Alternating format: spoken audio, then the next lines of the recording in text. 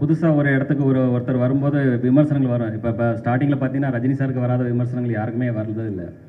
So விமர்சனங்கள் வந்தாலும் நம்ம ஒரு நம்பிக்கையோட நம்மளுக்கு ஒரு இலக்கு தெரியும். அந்த இலக்கை நோக்கி நம்ம பயணிக்கும்போது நம்ம கிளியராக மைண்டு அதை நோக்கி பயணிக்கும்போது அது வெற்றி கிடைக்கும்போது அந்த விமர்சனங்கள் அப்படி பாசிட்டிவாக மாறிடும். இதுதான் என்னுடைய கொள்கை. Sir legend sir. Yes sir. First படமும் உங்களுக்கு எள்ளு, இந்த படமும் ஃபர்ஸ்ட் அது தானா அமைஞ்சதுங்க. தானா அமைஞ்சது. அது ஒன்றும் பிளான் பண்ணல, தானா அமைஞ்சது. இல்லை அஜித் சார் வீலியே ஸ்டார்ட் பண்ணுவார். இல்லை அப்படி இல்லை, அதை தானா அமைஞ்சது சார். இது எதுவும் ப்ராக்டிஸ் இது பண்ணல. Yes sir. Next sir frame sir. Frame கொஞ்சம் சார். சரிங்க சார்.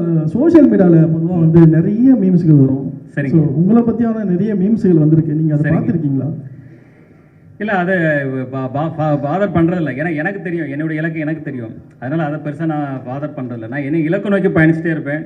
ஸோ அந்த இலக்கை அடையும் போது ஆட்டோமேட்டிக்காக அது அப்போ புரியும். அது வாட் இஸ் நான் என்ன நினைக்கிறேன், நான் என்ன செஞ்சேன்றது எனக்கு புரியும். That's all. அவங்களுக்கு என்ன சொல்ல விரும்புறீங்க நீங்கள்? இந்த மீம்ஸ் கிரியேட்டர்களுக்கு என்ன சொல்ல விரும்புறீங்க? இல்லை, இன்றைக்கி அது ஒரு காமனான ஒரு இதாக இருக்குது. எல்லாருமே அதை செய்கிறாங்க. இன்றைக்கி அது தவிர்க்கவே முடியாது. இன்றைக்கி எல்லாரையும் விமர்சனத்துக்குள்ளாராங்க. அதாவது மிகப்பெரிய தலைவர்கள்லேருந்து கடவுள்லேருந்து எல்லாரையும் விமர்சனம் பண்ணுறாங்க.